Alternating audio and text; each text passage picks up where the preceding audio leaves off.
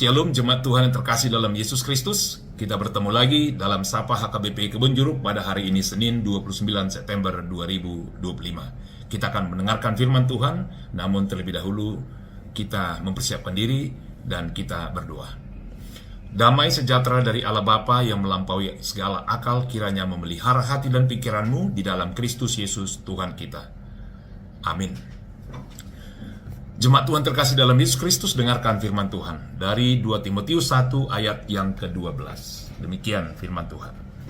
Itulah sebabnya aku menderita semuanya ini, tetapi aku tidak malu, karena aku tahu kepada siapa aku percaya, dan aku yakin bahwa Dia berkuasa memeliharakan apa yang telah dipercayakannya kepadaku hingga pada hari Tuhan. Jemaat Tuhan terkasih dalam Yesus Kristus, kita tahu siapa itu Rasul Paulus. Dan kita tahu juga bagaimana latar belakangnya. Dia adalah seorang Farisi dan dia mengaku bahwa dia tidak bercacat akan hukum Taurat dan dia adalah suku Benjamin, artinya dia adalah orang Yahudi asli dan dia hendak menunjukkan bahwa dia adalah orang yang berkualitas. Namun segala sesuatu yang mungkin dapat membanggakan dia, ternyata itu menjadi penghalang bagi dia untuk menerima Yesus. Itu sebabnya ketika dia mengalami perjumpaan dengan Tuhan Yesus, dia mengalami perubahan yang besar sekali, bahkan perubahan transformasi, sehingga dia yang awalnya mengejar menganiaya pengikut Yesus, dia berubah menjadi seorang rasul yang justru memberitakan keselamatan yang dibawa oleh Tuhan Yesus. Nah, disinilah kita lihat bagaimana dia mengalami perubahan itu sehingga dia menerima segala konsekuensi, di mana dia juga mendapat penganiayaan dari orang Yahudi itu sendiri dan orang-orang pembenci akan kebenaran itu sendiri. Dan kita bisa mengikuti kisahnya di dalam Kisah Para Rasul dan kita juga dapat mengetahui segala pergumulannya dari surat-suratnya benar-benar dia menderita akan kebenaran itu sendiri. Namun dia sangat menikmatinya karena dia tahu kepada siapa dia percaya dan dia tahu siapa yang dia percaya. Nah, di sini kita lihat bagaimana kita belajar dari spiritualitas Rasul Paulus, di mana ketika kita sudah menjadi pengikut Yesus seperti Paulus, maka yang kita lakukan adalah mengosongkan diri dan kita menyangkal segala sesuatu yang dapat kita banggakan dalam hidup ini supaya kita tidak terjatuh kepada kesombongan, dan itu dapat menghalangi kita untuk menerima kebenaran dan keselamatan dari Tuhan Yesus Kristus.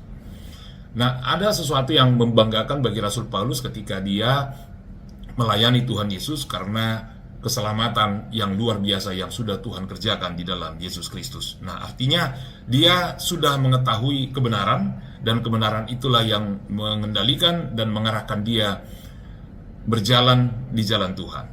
Dan inilah yang perlu kita teladani dari Rasul Paulus, di mana Rasul Paulus tidak pernah malu dan dia tidak pernah takut memberitakan firman Tuhan. Untuk itu, kita dapat memahami dan mengerti bagaimana sebenarnya hidup di dalam Kristus, supaya kita tidak malu, justru kita semakin bangga dan kita semakin kuat dan bersemangat di dalam memberitakan firman itu sendiri dan melakukannya. Hal yang pertama yang boleh kita lihat, kenapa kita bersyukur bisa hidup di dalam Kristus, bahkan ketika kita juga harus menderita karena Kristus, kita bangga dan kita berbahagia karena hidup kita bukan hidup kita sendiri lagi, tetapi Yesus yang hidup di dalam kita. Dan di berikutnya, kenapa kita tidak perlu malu dan kita semakin berani di dalam hidup di dalam Kristus, yaitu karena kita bangga bahwa kita memiliki Tuhan yang luar biasa yang dapat memelihara tubuh, jiwa, dan roh totalitas hidup kita. Dan kemudian kita juga menikmati bagaimana hidup dan bersama dengan Tuhan Yesus, di mana kita bersyukur, di mana Tuhan tetap memelihara hidup kita di dalam mengerjakan segala peran, tugas, tanggung jawab yang dipercayakan kepada kita. Dan kita percaya bahwa selama Tuhan menyertai kita, maka apa yang kita kerjakan pasti berhasil seturut dengan kehendak Tuhan.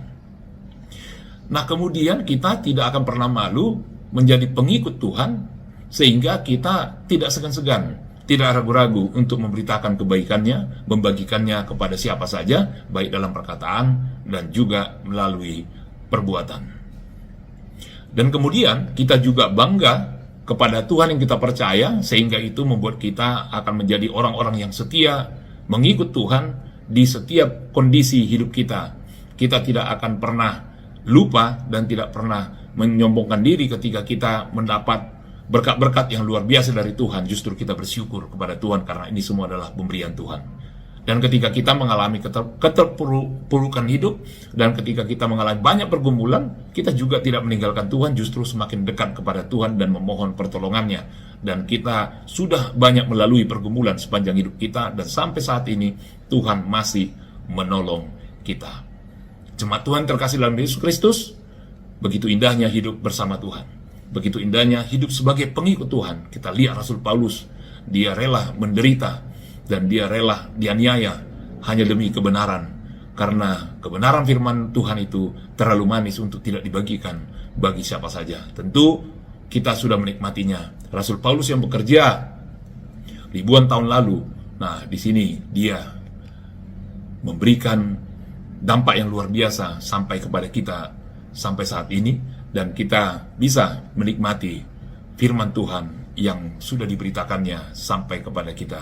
Bersyukurlah dan berbanggalah dan terpujilah Tuhan, karena kita sudah dilayakkan menjadi umatnya dan menjadi orang yang dikasihinya.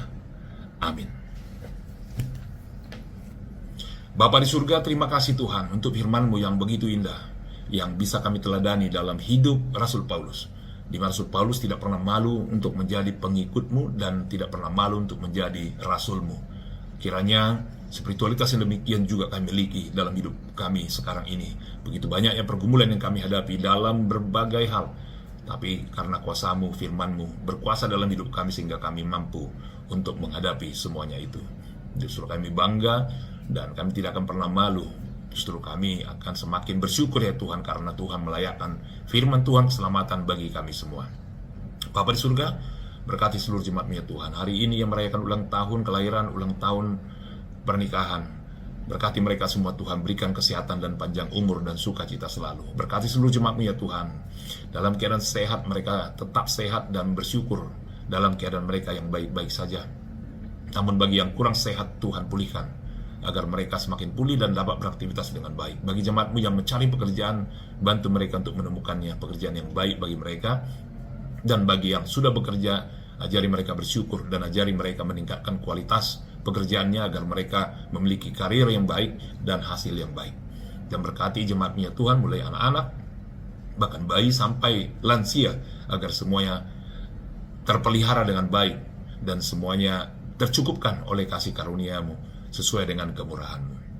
Terima kasih Tuhan atas kebaikan-Mu yang selalu menyertai kami dalam hidup kami. Di dalam Kristus Yesus kami berdoa dan mengucap syukur. Amin.